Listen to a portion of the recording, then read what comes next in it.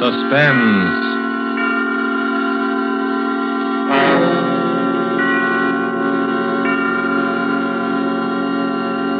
This is the Man in Black, here again to introduce Columbia's program, Suspense. Tonight, in one of her rare radio appearances, we bring you a star who has occupied a unique place in the affections of moviegoers ever since the screen first became of age, Miss Lillian Gish. Appearing with Miss Gish are two distinguished players, Mr. Ray Collins of the Metro-Goldwyn-Mayer fold, whose current release is Thousands Cheer, and Mr. Bramwell Fletcher, who has ornamented many a stage and film success. There are only three players in Marry for Murder, which is tonight's tale of suspense. Only three characters in this story, whose beginning and end are shrouded in a dense down-east fog. A story of slow terror and swift death, planned by a brilliant murderer.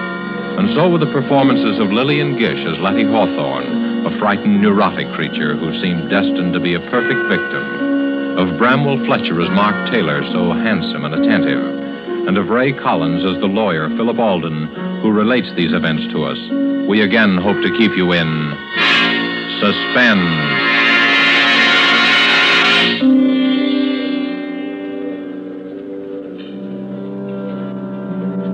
I used to love the sound of foghorns on the bay, especially at night when I sat before the fire, let their lonely wail weave a contrast between my snug comfort and the gray immensity outside.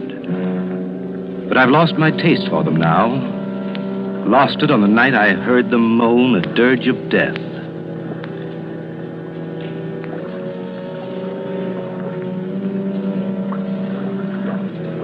It's hard enough to lose a friend. But to lose one as I lost Letty Hawthorne is the kind of blow you'll never quite forget. I remember the first time I met her. It had fogged up all of a sudden, as it does here on the Cape. But Ann Wentworth held her Sunday night supper as usual. Letty was the only stranger there, a newcomer to the Cape. I looked at her and thought she'd be an attractive woman if she only didn't flutter so much.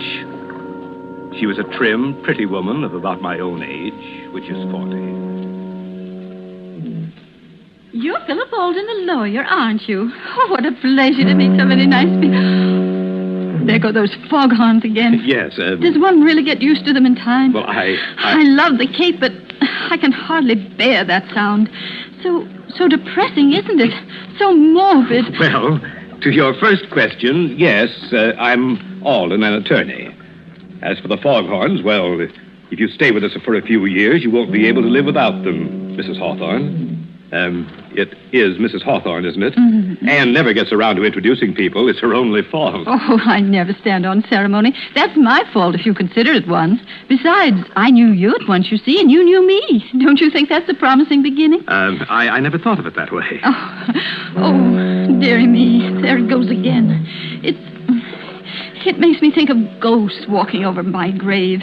How can you bear it? They do serve a very important purpose, you know. Oh, I suppose they do, but they give me the shudders. As a matter of fact, I find them comforting. I made Jane Hart promise to stay with me tonight if the fog doesn't lift. I daren't be alone. You see, I'm still a bit nervous. Oh? I've been ill, you know, and the doctor prescribed complete rest and quiet. I see. That's why I came up here. Well, you'll find what you're looking for here, I'm sure. Oh, do you think so? I do hope I will. My nerves are simply shattered. Mr. Hawthorne's dead, you see. Such a tragedy. I'm terribly sorry. You see, it happened so suddenly. I can't quite believe Can that. I get you some of Anne's cider cup? That's one of our Sunday night features. Oh, thank you. That would be so nice. It's such a comfort to have a man take care of one again. You make me feel so protected. I know we're going to be great friends, aren't we?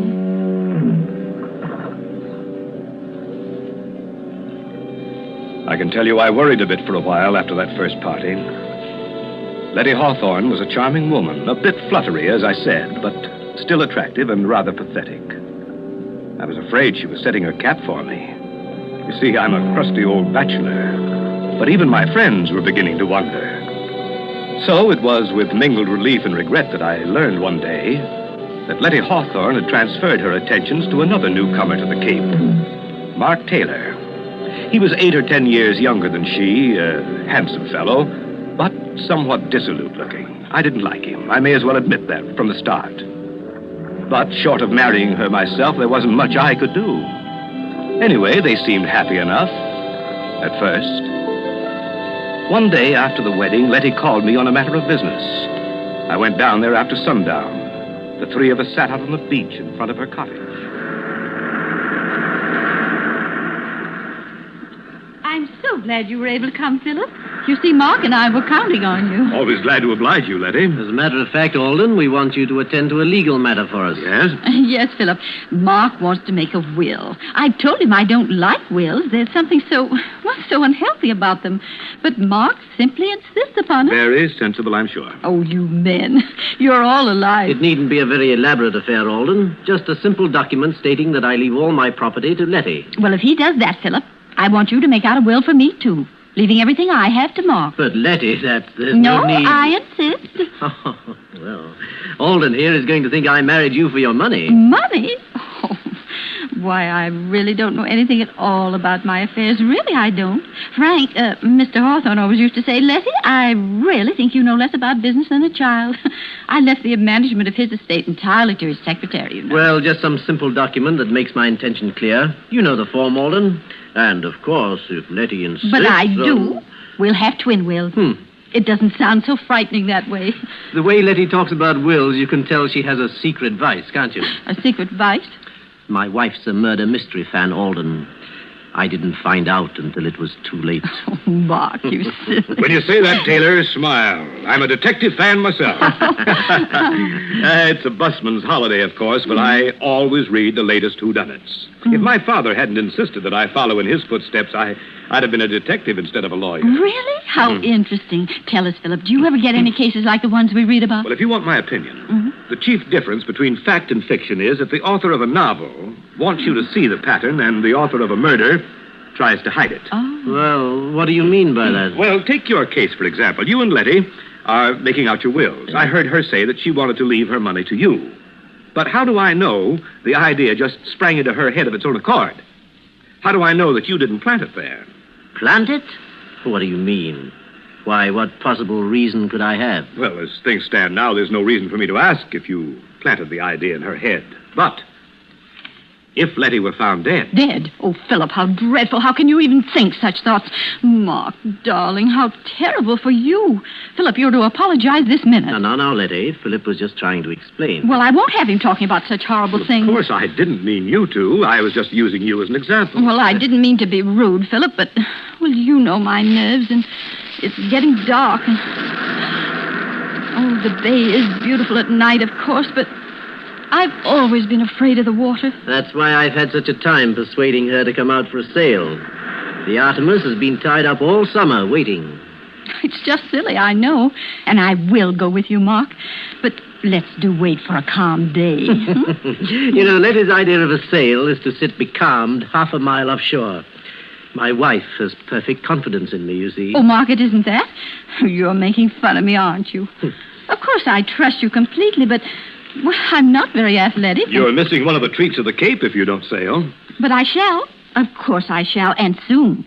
And what's more, I'm going to get Mark to teach me to handle the Artemis. Well, I'll be looking forward to seeing your sails on the bay, then. Oh, Mark, a storm. I better be getting home before it breaks. Are you sure you'll be all right? Oh, I'm simply terrified of thunder.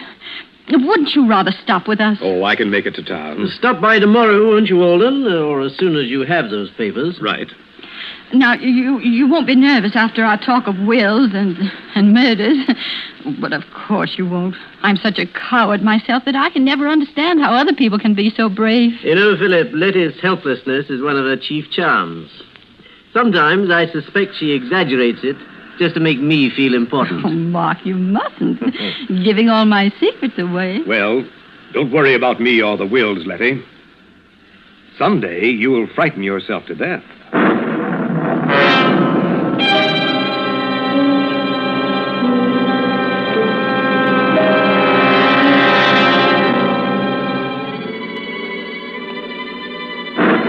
There was little enough for me to go by. But gradually I found myself worrying about Letty and Mark. They didn't seem to be hitting it off. Oh, on the surface, everything was smooth. But I was haunted by a premonition of what I didn't know. It was only a nameless dread of something, some undercurrent of feeling. Letty's nerves were getting no better. In fact, she seemed more tense, more frightened than ever. Yet she was making an effort to meet Mark halfway. Many times I saw them out sailing. Only when Letty returned after a day on the water, she seemed pinched and white. While Mark appeared to be glowing with vitality, Letty grew paler and more distracted. I realized suddenly that she was a middle-aged woman. One day in town, I met them in the general store. They'd been quarreling. But I tell you, Mark, you're just imagining it. I hate to have that stuff around, as you very well know. You read all kinds of stories about the way it gets mixed up in food. Oh, nonsense. Well, I'm sure there aren't any rats around the boathouse. I'd know if there were. I'm simply terrified of them. But I can't bear thinking of having poison around. Why be worried all the time? Oh, Letty, for heaven's sake, stop being childish. I didn't put traps around because you didn't want them. Now that I'm trying to get rid of them in another way, you make a scene. I don't see why we have to go into a 3-act tragedy just because I want to buy some rat poison. Hello, you two. Oh, hello, Alden. Why, Philip, how nice to see you. Mark and I were just doing a little shopping. Philip, will you do me a favor? Will you please reason with Letty and try to get some sense into her head? Say, wait a minute. This sounds serious. Well, it isn't really. But, Philip, you know my nerves and the way things upset me, and Mark just doesn't understand. Oh, I know I'm just a silly woman, but the doctor says I have to be humored. And now Mark is so unreasonable, and it's such a little thing. Of course it's a little thing, and that's why I can't understand your attitude. Now, look here, Philip. The boathouse is infested with rats. Wouldn't you say the obvious course of action would be to get rid of them? Why, of course. But poison, rat poison. Oh, Philip, don't you see how horrible it is? I mean, accidents do happen. I've always hated to have anything like that around just in case. I've heard of children eating this stuff by accident. But you two people can take care of yourselves. Frankly, Letty, I think you're making a fuss over nothing. Yes, that's right, Philip. That's just what I told her. Well, very well then. But if I'm found dead, I hope you realize you'll both be under suspicion.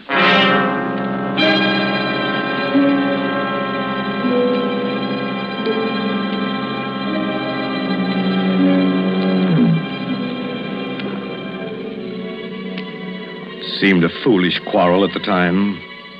Yet when I left them, I kept hearing Letty's voice. Very well, then. But if I'm found dead... Very well, then. But if I'm found dead... Very well, then. But if I'm found dead... Suddenly, a monstrous idea occurred to me. I wondered if Letty had been trying to warn me.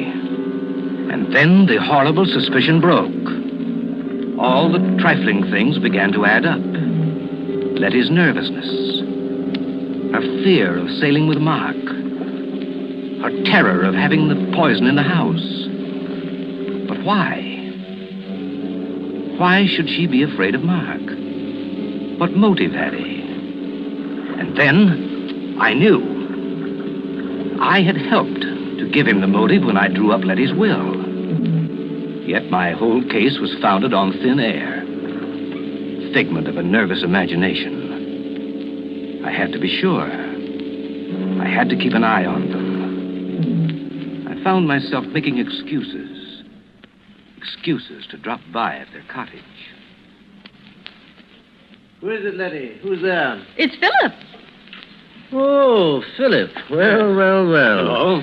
You're almost getting to be a member of the family. Well, I just thought I'd ask you to help me eat the first bluefish of the season. There's too much here for an old bachelor like me. Why, Philip Alden, if you aren't the most thoughtful person. How perfectly sweet of you. Of course you'll stay to dinner. We'll have a real feast. Yes. You might as well stay as long as you're here. Oh, thank you. If you're sure I won't be intruding. Intruding? Why, of course not. And you can help me get the dinner ready. Well, I'd be glad to, but won't I be in Anna's way? Anna's gone. Gone? Why, I thought you were well satisfied with her. And so we were, Philip. But Anna didn't seem to be satisfied with us. In fact, they've all gone. All? Yes. Anna and Elsie and Otto, the handyman. They just walked out and left us. Well, for heaven's sake. Since the ship and engine place opened on the heights, nobody can keep a servant. Can't blame 'em myself. I wonder. I don't believe Anna'd take a job at the ship and engine. Anyhow, it does seem strange they all went at once, doesn't it? Letty, I do wish you'd stop dramatizing everything. Ship and engine just opened. The call went out for help. I don't see any mystery in the servants answering. In fact, it's their patriotic duty. And it's our patriotic duty to get along without them. But it's so lonely here, especially at night. Now, Letty, you're not living here by yourself, you know. No, of course not. But all the same, we are isolated. Just the two of us. And you know how tricky my nerves are. I always feel so much better if the servants are around. After all, if anything were to happen, and anything might happen... Letty, this isn't getting us any closer to our dinner. Oh, of course. Now, you boys wear these aprons. Oh. Philip, since it's your fish, you may have the honor of cooking it. All right, you asked for it. It'll be your funeral. Now, Philip... Mark, you hold the berries for the dessert. I'll do the vegetables and set the table.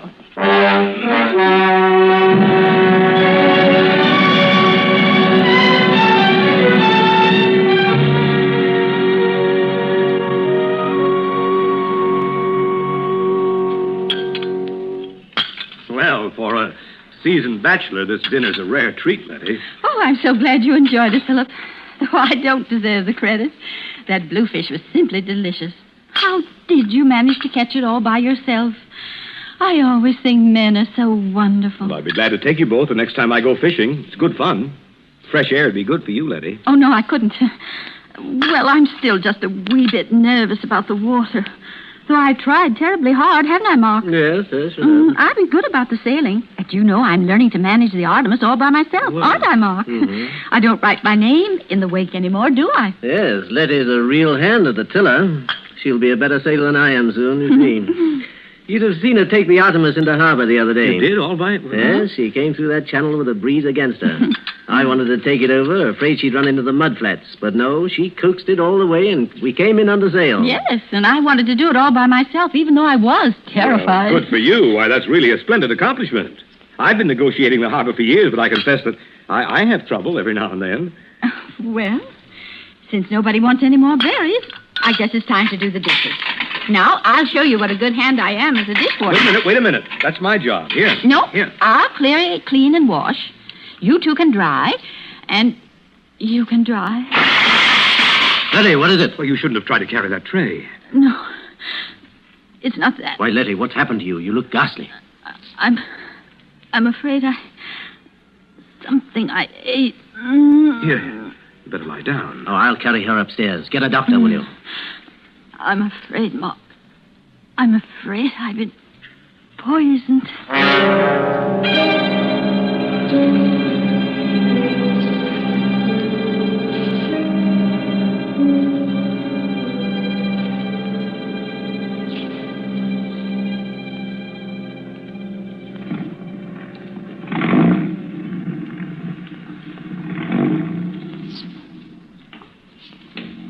But great heavens, Philip, I just can't believe it. Arsenic, poisoning? Do you think Dr. Potter knows what he's talking about? I'm sure he does. Of course, we can't be sure till the tests are made, but I don't see. I don't understand. It's not very hard to understand. Letty ate arsenic. How or where she got it, we don't know, but it's not difficult to guess. But we all ate the same meal, you and I and she. Why, good Lord, Philip. Do you think we're poisoned, too? I feel perfectly all right. You appear to be comfortable. I think we'd feel it by now. But then how on Let's earth be did she... perfectly logical about it. We all ate the bluefish. Yes. I prepared it. We all had potatoes and string beans. Letty cooked those. Yes. Then we all ate strawberries. You prepared them. Why... Now, the fish and the vegetables were all served in large platters, and each one of us helped ourselves. Therefore, if any poison were in the food, we'd all be sick. But the strawberries, Mark... See here, Alden, are you suggesting... Wait a minute. We're just following this through logically. The strawberries were put on the table in separate dishes. The poison could have been slipped into Letty's plate in the kitchen. Alden, You have no right to accuse me of this. Why, you're fixing up a case against me. I'm doing nothing of the sort. In any event, I think you might worry less about your own skin and more about Letty. Thanks. I think I can take care of my own wife. Nevertheless, I suggest you get someone to help you. I'm perfectly well able to nurse her myself. If I were you, I'd have someone else as well. I'll send Mrs. Halstead over from town. She's an experienced practical nurse. What I've always appreciated about you, Philip, is the way you mind your own business. I'll be going now. Mrs. Halstead will be along as soon as I can get her.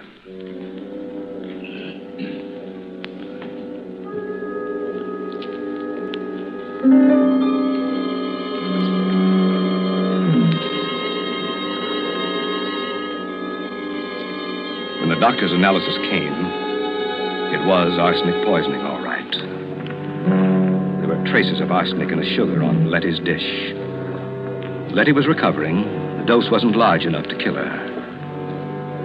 Mrs. Halstead was installed as nurse and housekeeper. Just then business called me to New York, where I found myself worrying about Letty. I couldn't get her out of my mind. Very well, then. But if I'm found dead... I was bothered by a few loose ends in Letty's problem. The sort of questions that would occur to a legal mind. So I decided to spend an evening in the reference room of the law library among the files, where I found out enough about Mark and Letty Taylor to send me racing back to the Cape. And I knew I had to hurry if I was to prevent a devilish murder.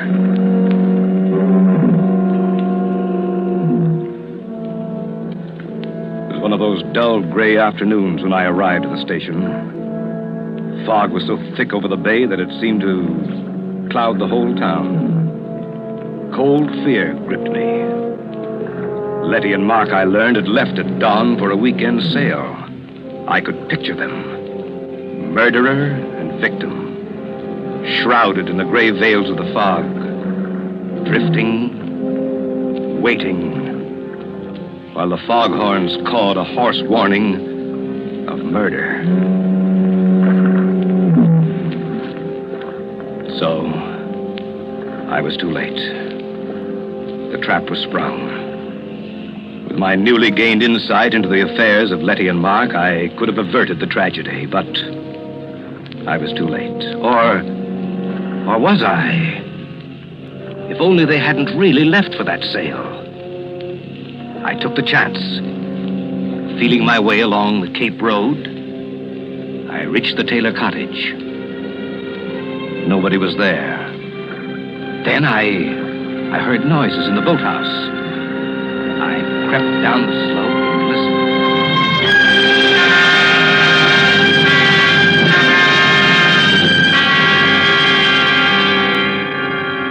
Oh, Mark, you fool. Philip Alden will be sure you planned to murder me for my money. I saw the suspicion dawn in his mind that day we made out our twin wills. I saw it grow when our scene in the general store and you brought the rat poison. And that night when I was taken ill, he was sure. Do you hear me? Sure. You wanted to teach me to sail the Artemis. Thought I was afraid of the water. Well, Mark Taylor, when your body drifts to shore, Philip Alden will swear that only an accident prevented you from murdering me. What fools you men are. Aren't you? Aren't you?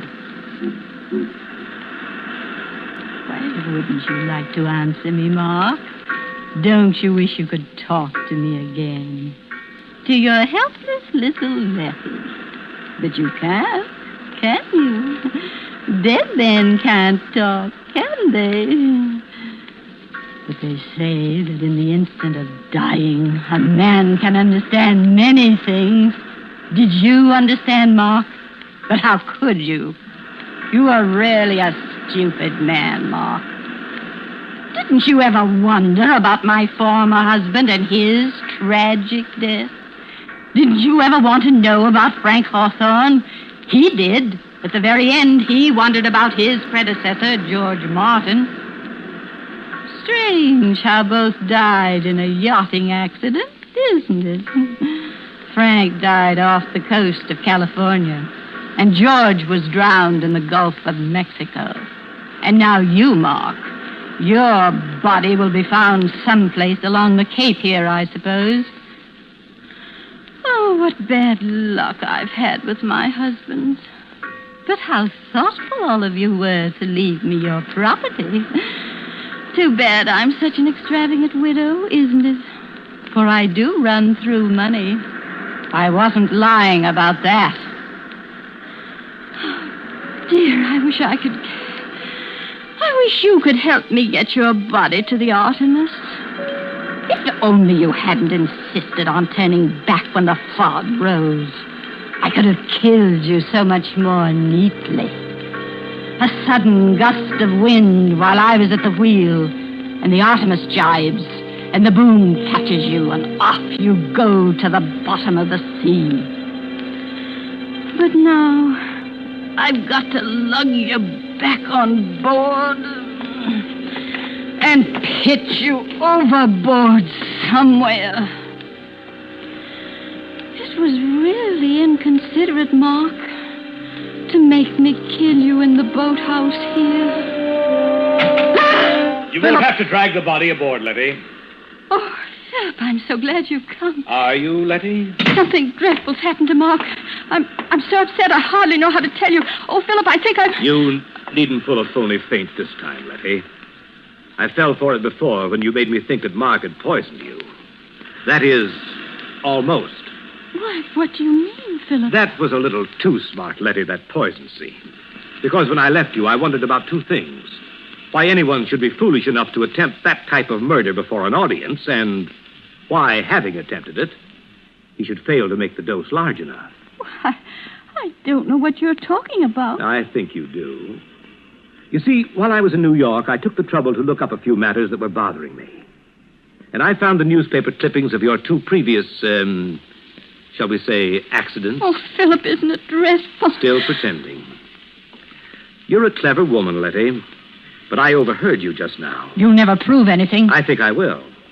You see, I found the motive, too. It was marry for money, marry for murder, wasn't it? I wouldn't try to run away, Letty. I brought a gun. You're coming with me to the police station. Don't wonder that you hate the sound of foghorns, Letty Taylor. You've spoiled them for me, too.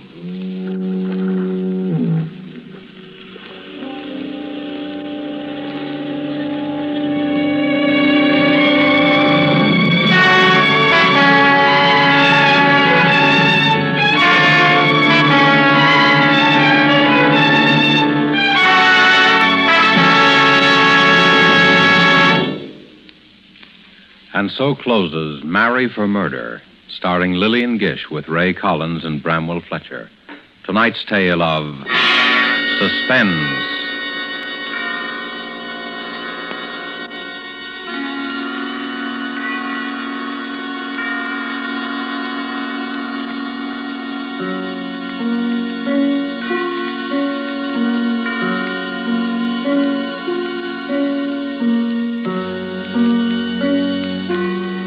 This is your narrator, the man in black, who conveys to you Columbia's invitation to spend this half hour in suspense with us again next week, same time, when Virginia Bruce and John Loder will star in the Dorothy B. Hughes suspense thriller, The Cross-Eyed Bear. The producer of these broadcasts is William Spear, who, with Ted Bliss, the director, Bernard Herrmann and Lucien Marowik, conductor and composer, and Walker T. Field, the author, collaborated on tonight's Suspense.